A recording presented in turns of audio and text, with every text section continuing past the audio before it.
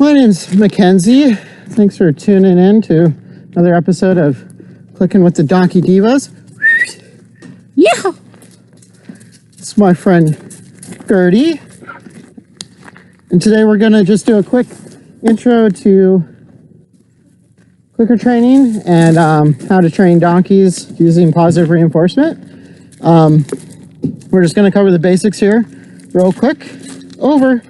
But all these behaviors that I'm doing right now, including just nice tree leading, backing up,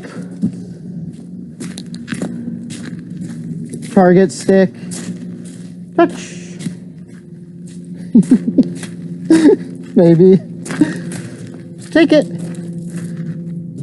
drop it, and a whole range of other behaviors. They all started with what I'm going to show you right now, and then we built up to them. So if you're interested in doing some training with your donkey, or perhaps a dog, like this beautiful specimen here, you can do it pretty readily just by using positive reinforcement. That's marking for the behaviors you want to see, and withholding reinforcement for the behaviors that you don't, or ignoring them. So it all starts with the simple process of clicking and treating. There's a few things you want to do when you're doing that with any animal, including making sure that you treat away from where the food source is. Drop it. So I'm not going to treat where all this food is. I'm going to try and build up a natural inclination to ignore that food. So if she's not paying any attention to it, she can get a treat away from it. And when you're first starting out, you want to get a clicker, but you can also use just a word. You just have to be very consistent. It's the same thing. So you can say, yes, and that can be your click. Go ahead, take it. And what you'll find is eventually the animal gets more interested in the training than in the food. But touch, sometimes that takes a little bit. With her, she's actually left food many times to come train with me at this point. Touch.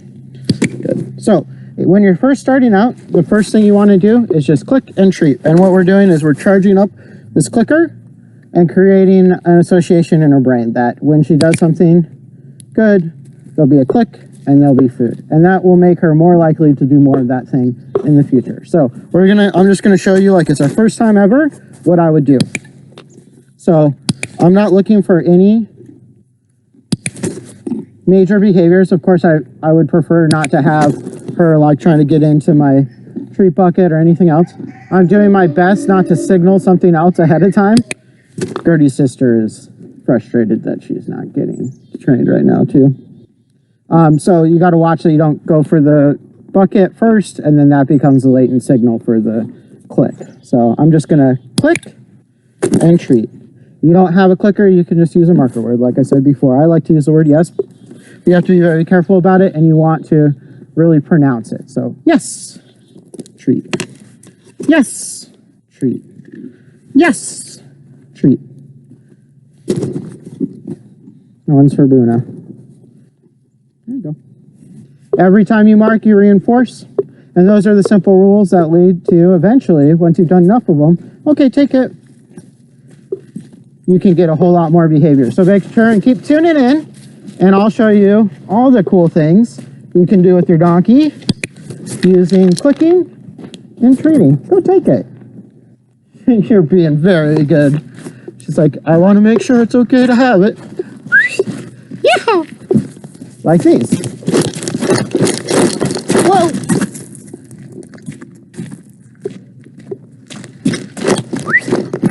Yeah. Over. All right, thanks everybody. We'll see you next week with another training tip.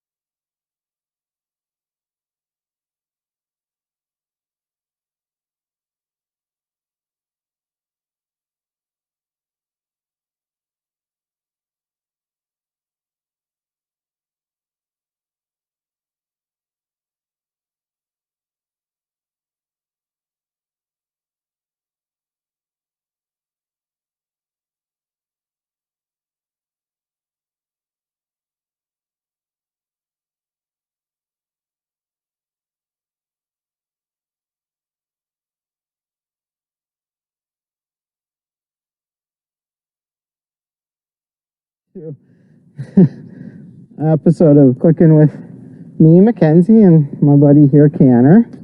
Yeah, good. For those of you who've been with us for a while, you probably already know a lot about my horse. He's looking a little weathered right now, aren't you? Funny guy. So, but for those folks who are new, I just thought I'd take a minute before we start doing some backup regular sessions with him and just do another introduction. Take a bow and just tell you a little bit about him and how I came to be his guardian. You gonna bow again? What do you want to do? Okay, sure. And while we're doing that, I'm going to do a little bit of training. This is a completely new object for him. I brought it out today just to demonstrate a little bit for reasons that'll become more obvious, kind of like how I have to take it a little bit easy and how he gets, okay, there's the monster, used to new things that he hasn't experienced before. So you can see that he's being pretty cautious, a little trepidatious. You can tell that in horses by just like they don't immediately approach something to check it out, right? Also, like I like to think of their body posture as kind of like moving away from the thing. So even as they're going up, they're kind of ready to run. So if a horse is uncomfortable, something like that, those are all signs. Also, sometimes if they're really uncomfortable but excited, like they might spook, their tail will come up or their crop. So you watch out for that. A really uncomfortable or fearful horse will do things like crouch, shake, start to sweat out. So they'll become just like covered in water and sweat. Just like, you know, a really uncomfortable human might start to sweat a lot. So these are all things that Canner used to do really, really regularly. It could be from anything from a, you know, truck rolling up to an unexpected like board drop-in or somebody banging with a hammer or somebody trying to walk towards him. So when I first met him, he was a very, very frightful horse. What happened was I had a good friend who's a long time, he's worked with horses for a lot of his life. He was in his 60s at the time, had been on a horse or worked with horses for at least, you know, the majority of those 60 years. A friend had ridden horses from Canada all the way to Mexico, out to the Oregon coast, up and down. So he was a very experienced horseman. And he had been asked to help out with Canner because Canner was so fearful. And the person who had just acquired Canner didn't know how to proceed and had never really worked with a fearful horse. So he was trying to do that, but in his estimate, Canner was too fearful to keep as a pet, and he thought he should be put down. And that was the consensus of a few different people who he had worked with. But we were friends. He asked me if I'd come out and see if I had any ideas, which I did. I was a professional dog trainer at the time and in graduate school. And so I started teaching him how to clicker train. Oh, good singing.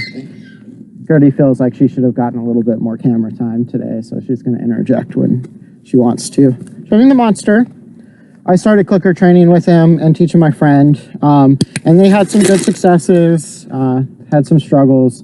Learning curve was kind of steep because my friend had learned how to do stuff a lot of ways that, and clicker training wasn't super intuitive to him. Good. And eventually he ended up running into some big obstacles in the training and was going to have Canner put down.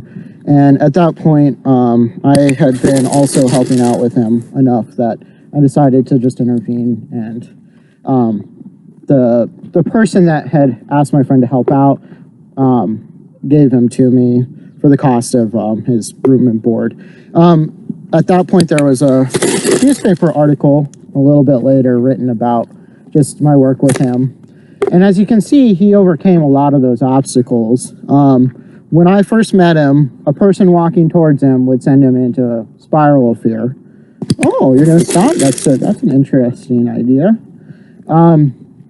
Where he would do those sorts of things that I first described. He would crouch, he would sweat, He would shake all over. He would be constantly ready to just turn and bolt. And that's usually what he would do, is get as far away from anybody as he could. But very slowly, Stan, my friend, and we conditioned him to be more comfortable around people.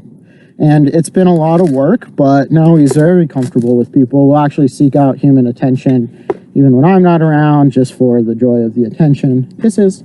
And he knows a whole lot of behaviors. And that's because I took my time with him, but I also followed behavioral approaches to help him get over his fears. So there's a lot of horses I could put down all the time who are not nearly as fearful or spooky or scared as Canner was, and sometimes still is. But there's also things that you can do to help those animals recover, and he's a good ambassador for that. And I don't ride him.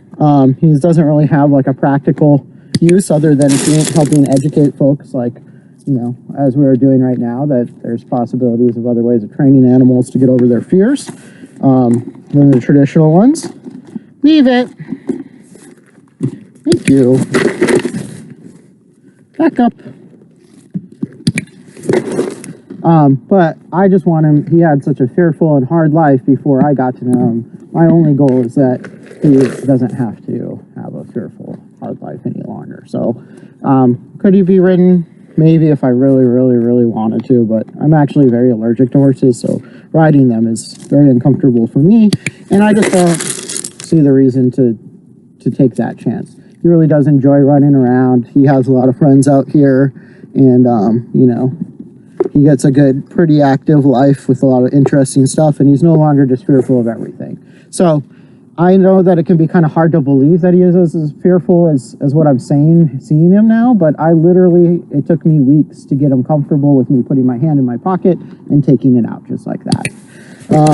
It took months for me to be able to just walk up to him, and it took even more months for me to be able to touch him. So it was work, but, you know, it wasn't a ton of work. I just had to do consistent amount of work, not every single day. If I could have, it might have gone better, but it also could have gotten worse. He's like, you're talking too much and not training enough. So what I just did with this is I took a horse who was, you know, interested but fearful, and I got him over that fear to a large extent. He might still be nervous of it if it goes to a new place. Let's see. We're going to read his body language and get to tell. But that's what I had to do with a lot of stuff. And that process we call counter conditioning. And I've used a lot of different methods of counter conditioning. Monster. Show me the monster.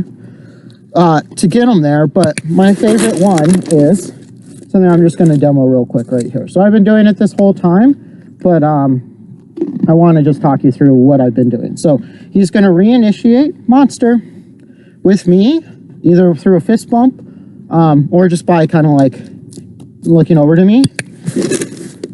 And that's the point at which he gets to give consent in dealing with this scary new object. So he just gave me a fist bump. Monster. He says, let's do it again. He's also keeping an eye on the truck. Those are one of the things that he's still a little bit nervous about, is truck noises.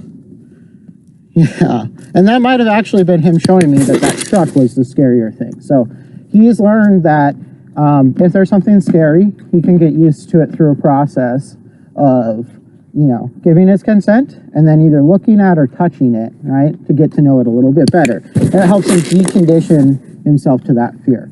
Once he touches it, he gets a mark and a reinforcement. And then once he's over it, we can start doing other behaviors around it as a way to further get him more comfortable. So the way that's working neurologically is the mark and then the reinforcement deliver dopamine to his brain. So the food actually results in a dopamine release. The mark, because it's been consistently associated with that, also delivers a dopamine release. That's a little shot of goodness. Dopamine counteracts a lot of those things that cascade into big fearful behaviors. Look at his body posture now. Back up. And if you rewind a little bit after this, touch. I think you'll see that he looks like a much more comfortable horse, and you don't see him doing that I'm ready to just run away on the first time I interact with this thing. Having done it with a lot of stuff, he was able to do that a lot faster than a more fearful horse would, and you wouldn't want to start and expect these sorts of results if you have a fearful horse. You need to slowly build up that game and teach each step, which, you know, is something that we can get into more later if people are interested. So yeah, that's, you know, he was on his way to get put down. They're also talking about sending him to a canner. That's why I named him Canner. And I've written a lot about that experience, and we'll share those blog posts, I think, over the coming weeks so that you can kind of see, if you're interested, a little bit more of his story. Now he's a pretty comfortable guy. He definitely still can be afraid, especially outside of his normal environments, but nothing like he used to be. And most of his discomfort is getting him over that sort of stuff. He's going to go get a drink of water, which is good. Trying to think of what else there's to say. Gertie, you have a lot to say about stuff. Why don't you tell everybody about it? Sing! Just going to get a quick photo with my friend Canner. Gertz. I thought I would just demonstrate some of the stuff now. But of course, if you... Maud heard me say sing. If you have any questions, please list them in chat, and I'll answer them next week when I come back out. Canner's getting up there. When I first met him, he was 8 years old. And I think that was back in 2010 or 2011. So you can do the math on that one. He's closing in on 20, which is a pretty good age for a horse. I honestly, with as much stress as he had, didn't expect him to get that old. Did I? No, I didn't. Did you have a good drink? So he knows a lot of behaviors. I wanted to show off some of his newer behaviors that maybe some folks haven't actually seen us doing. So let's just show, do you want to show these folks what you know how to do a little bit? So just so you know, this is also a bucket full of, you know, it's here full because it's new. It's something he hasn't seen before, but it's also full of food. So he's working right now for reinforcement, but he's ignoring the higher value reinforcement that's in there for the most part. Yeah, did you figure out what's in there? I know, it's wild. And we're going to work around it because that's going to help him get more comfortable. But actually, like, not doing it is not like going right over there and sitting next to that food is something we're working on the whole time. So he's worked on target stick, and that's just touching the end of this pole.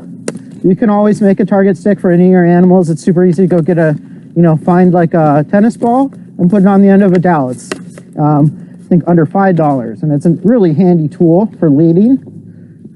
You can also use it to teach cool behaviors, like he's like, I'm ready to go eat my hay.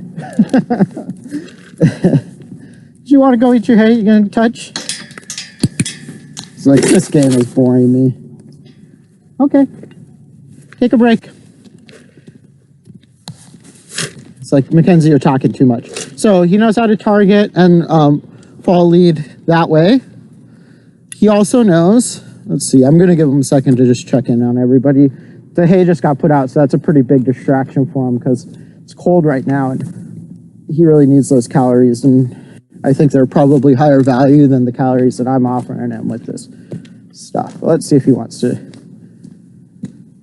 do a little bit more work. It's like, it's nighttime. I need to eat. Everybody's eating all my hay. Everybody eating all your hay? All right, thanks.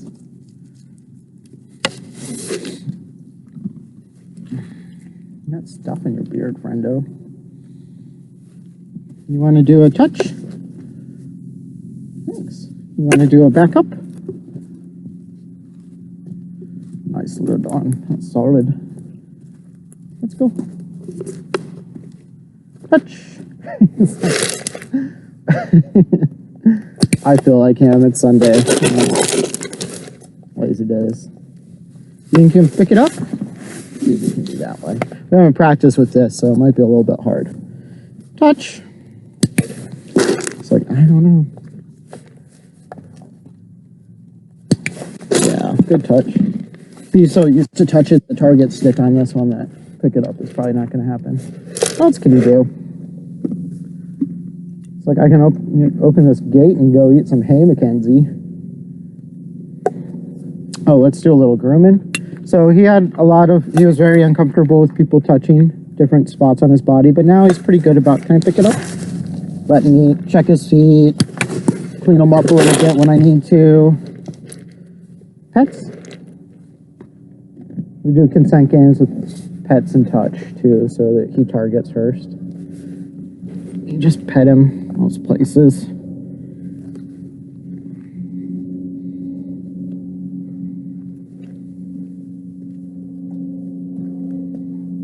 your ear. The ear is sometimes a little hard. Do your eyes. I like to just make sure and check in with him, especially since he's kind of feeling like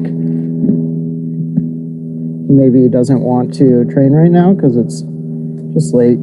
He's tired. He wants to eat his dinner. Totally all understandable things. He'll let me clean out his eyes. And the one that I think has really been fun for me recently is we've been working on brushing our teeth. So here's a toothbrush. He's pretty into this. Do you want to brush your teeth?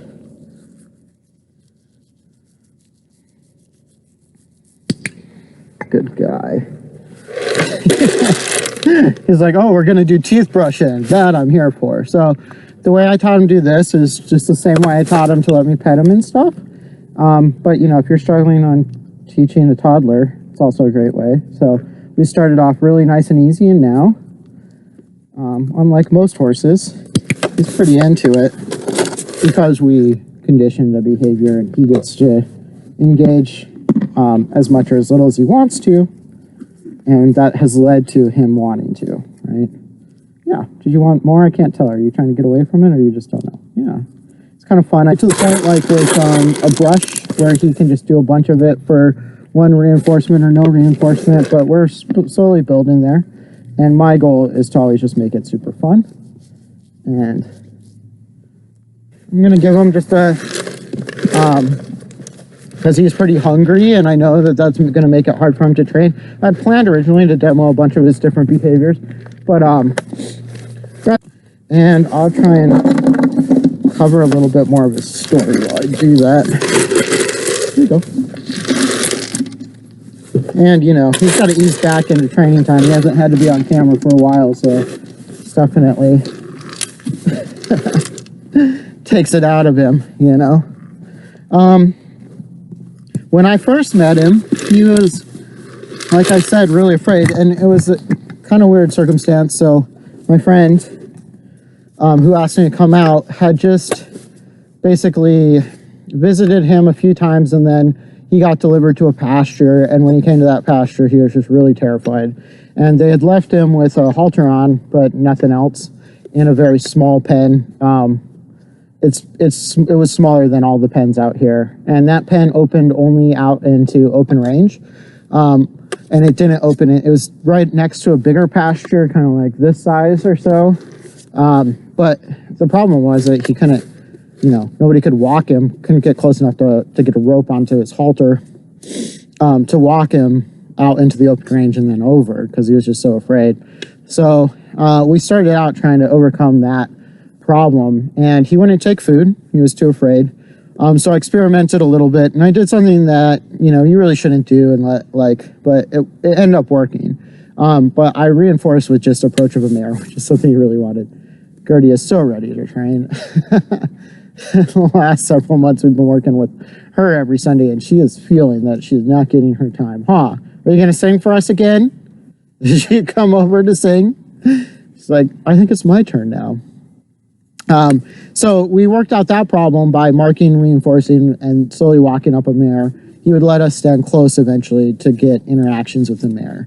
And that's how we really first met, but he was a very, very frightened guy. The mare always had to be between us and him, and then he slowly got comfortable with us. But he showed up, he had big gashes on him from just throwing himself around and, touch. Oh, did you decide you want to do more training? Cool. From throwing himself around in the trailer and stuff like that. Yeah, here. Did you want this? Bites. Yeah, I had a feeling. So the other cool thing, a lot of people are concerned that with positive reinforcement training, the animal is operating primarily for the food, and I mean the food has something to do with it, but what you'll find is that they come to really enjoy the process, and we actually see that on studies. So people have done things like measured dopamine levels, and the actual process of training results in more dopamine, and they tend to actually prefer it or like it just as much as eating. And you'll see that because they'll like walk away from the very same reinforcers that they're getting in training to come engage and train and get them more spread out. So he's got a bunch of carrots still in there that he left and apples and stuff because he wants to do training now. Touch! So he wants to play more with this monster. He just wants me to be more focused on him and reinforcing than talking to y'all. It's just fair. It's not fun when you're trying to learn something new and somebody's just not paying any attention. So he's gotten a pretty good... Whoa! Oh, you want butt scratches? He says, I want butt scratches, please. That's what that means. He's gotten a pretty good lead for the most part. All right. Sometimes he prefers that touch. Fist bump. He's like, I would like more butt scratches, please. Touch. Thank you. You back up? Oh, you're touching that thing too? That's cool. You gonna take a bow? And he's like, come on, give me more butt scratches. He's such a funny guy. He's like, I did the fist bump and I did this, and now I would like you to itch my butt, please. Is that it? Can I see this foot? This one here? Thank you. Yes.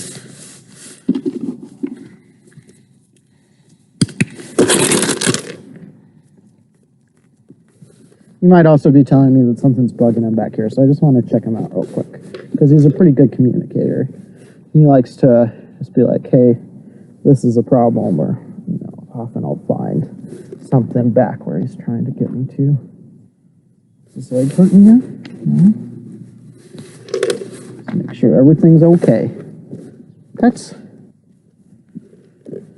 And, you know, it's pretty cool, I gotta say, you know, this is his first time interacting with this bucket. It's not something that he's, like, got bad experience with, so that's a little different, but, that he's letting me stand back here. Foot. Thank you. It's okay. There's something going on this side? No, doesn't seem like it. That he's letting me interact with it in my hand while I'm in places where he's a little bit less comfortable. Do a circle real quick. You want to go? He's like, I think I'm done. All right, well, I think that's about time anyway. So thanks for tuning in to hang out with me and Kenner. We'll be rebroadcasting the episode tomorrow and teaching your horse to like a toothbrush. Definitely don't just start where I started. Start at the very beginning, which is bring your toothbrush out, have it in your pocket, reinforce them if they find it or are interested in it. Very slowly get them comfortable with interacting with it. And you want to be super careful with that. You should also have already taught them to ignore things, ignore hands, ignore objects, know how to go away from an object if they are interested with just a word or something, because you don't want to accidentally condition them to start mouthing a whole bunch of stuff, especially if you have problems with that behavior. So that's an easy thing to do. Our subsequent episodes. Thanks for tuning in, everybody. A big thank you to James for running the cameras, to Celia for getting the word out, to Suzanne for making the whole thing go, to my horse Canner for being a reluctant video guy on video, and to all of you for tuning in. And we'll see you next week. Bye. No, this one just wants to back up, Canner. You going? You gonna make a run of it?